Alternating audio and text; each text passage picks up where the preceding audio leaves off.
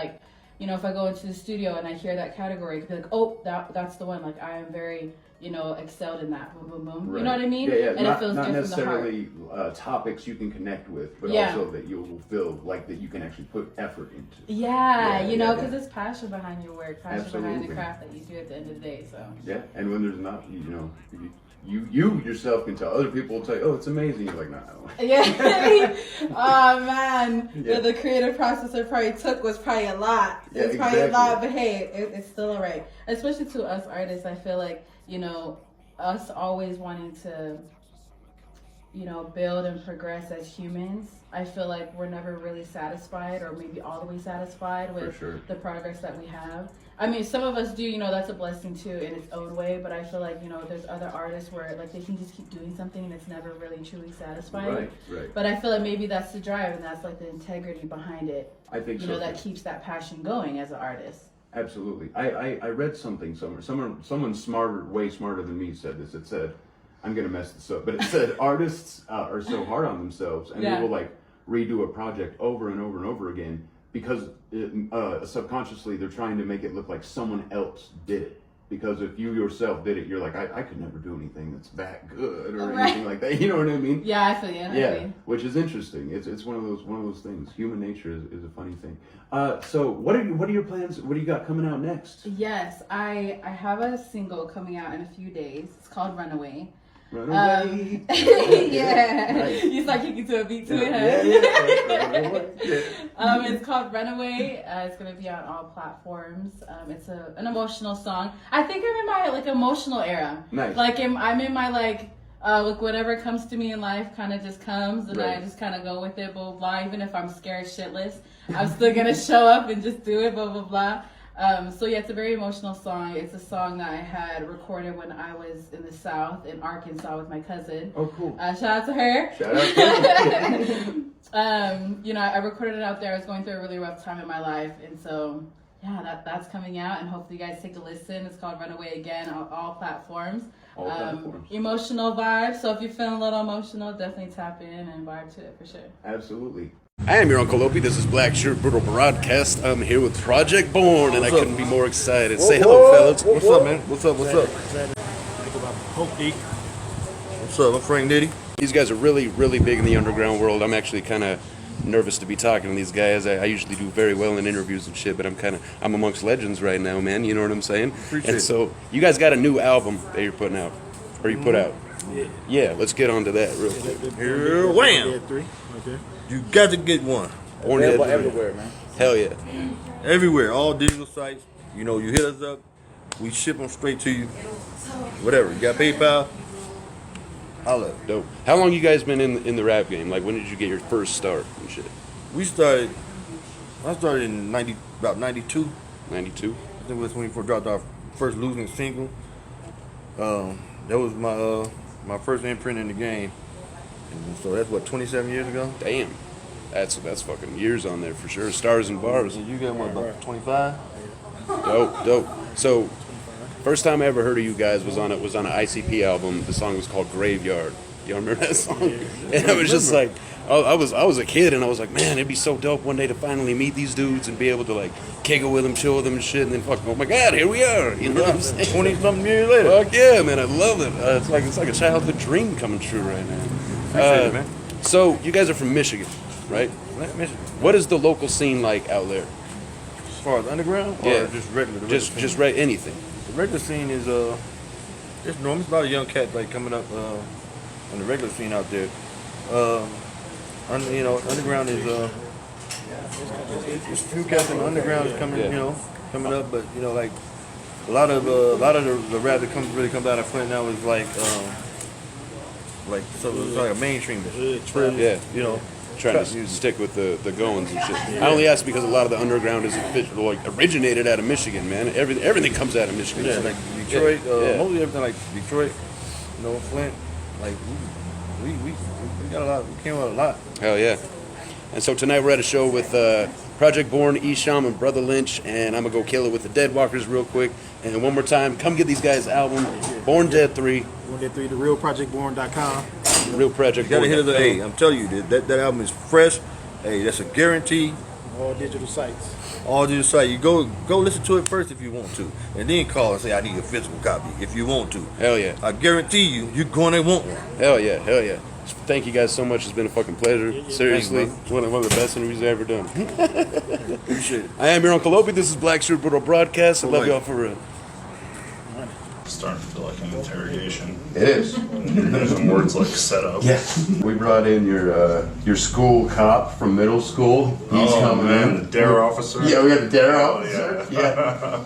And with me tonight in the studio is a very special guest, someone who means a lot to me just in general in my life. I'd like to welcome everybody, Crazy Steve, Mr. E. I was born in '83, so if we look up whenever Ninja Rap came out by Vanilla fucking Ice. Yeah, go Ninja, go Ninja, go. Hell yeah. That did it for me right there. I love that. Yeah.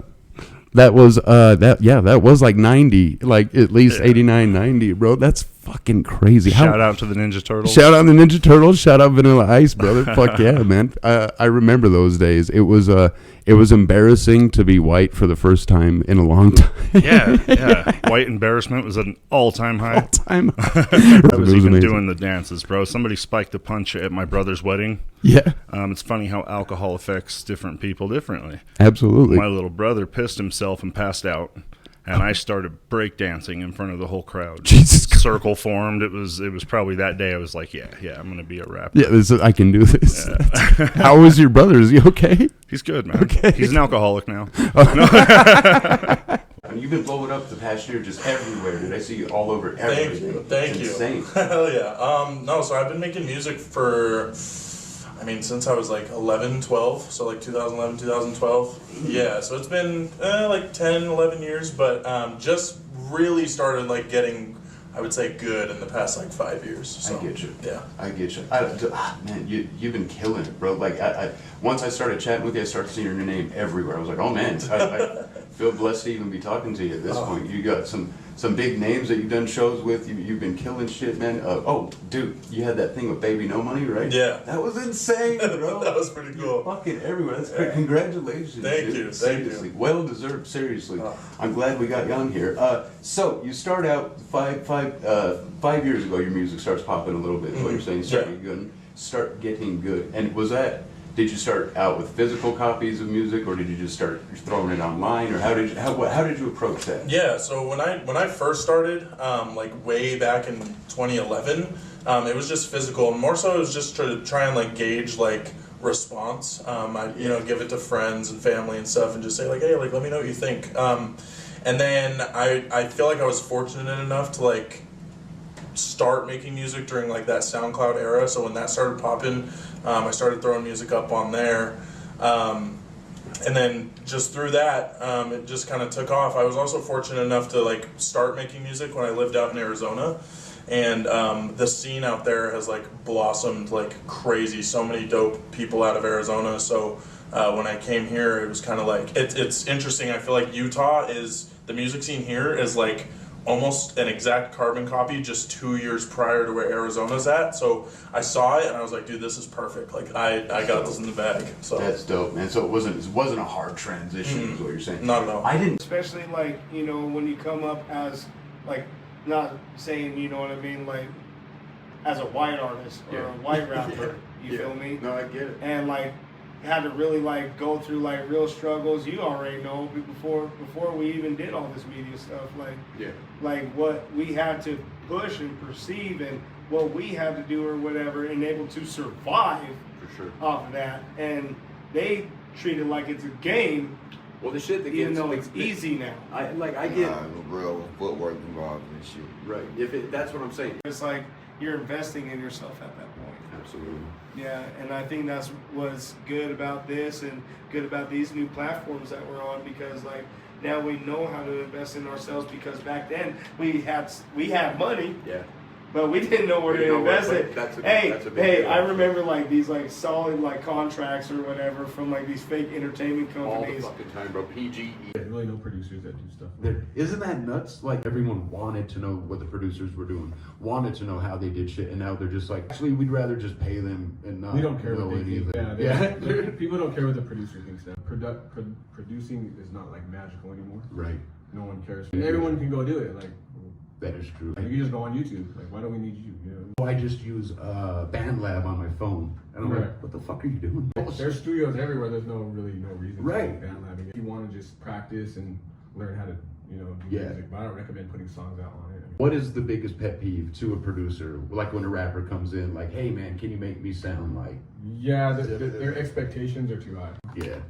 Yeah, I hate. First of all, you don't sound like that. There's only so many things you can do before you just change your voice altogether. Right. I think it's only a bad thing when you're carried by it. Right. Like if you use it as a tool, because it's a tool, and if you know how to learn how to use it and you use it the right way, it's supposed to help you though. It's not supposed to carry the whole song. Yeah, the software you use is more important than anything. So if you had a terrible fucking mic and you had really great software, could you like fix all the problems with the mic you had?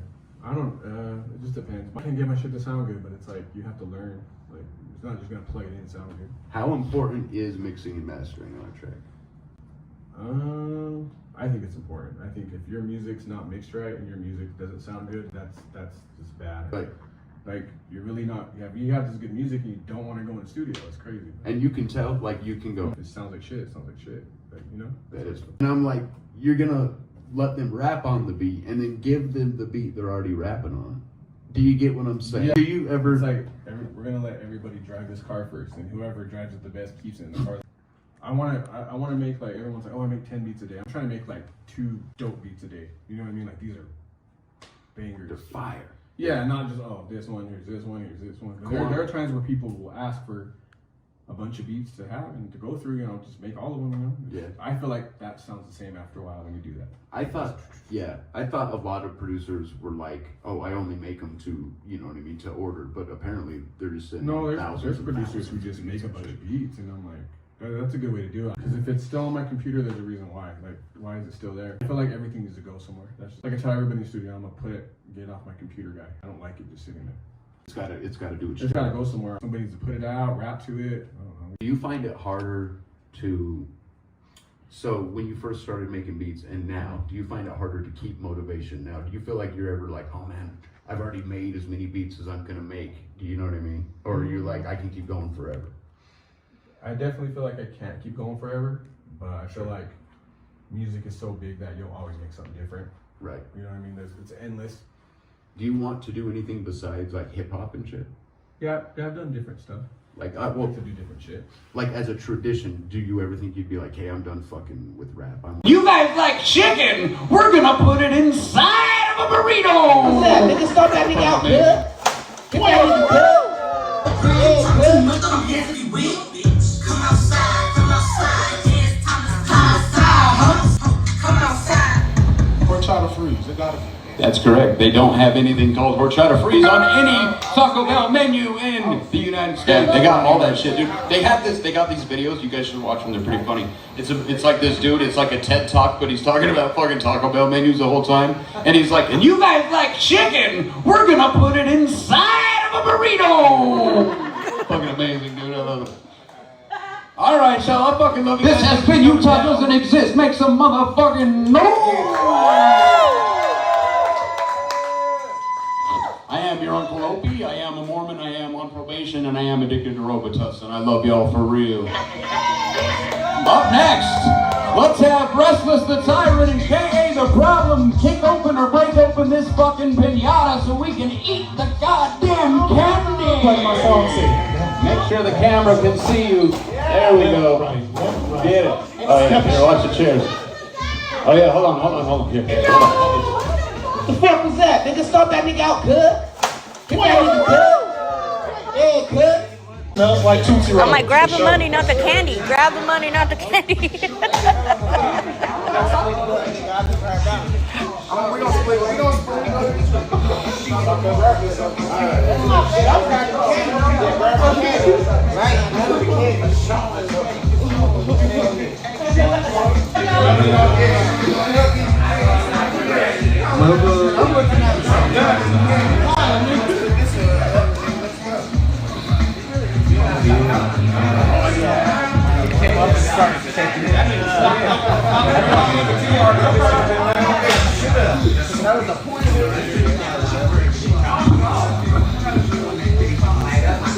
Look, will. Thank you so much. Make some fucking noise.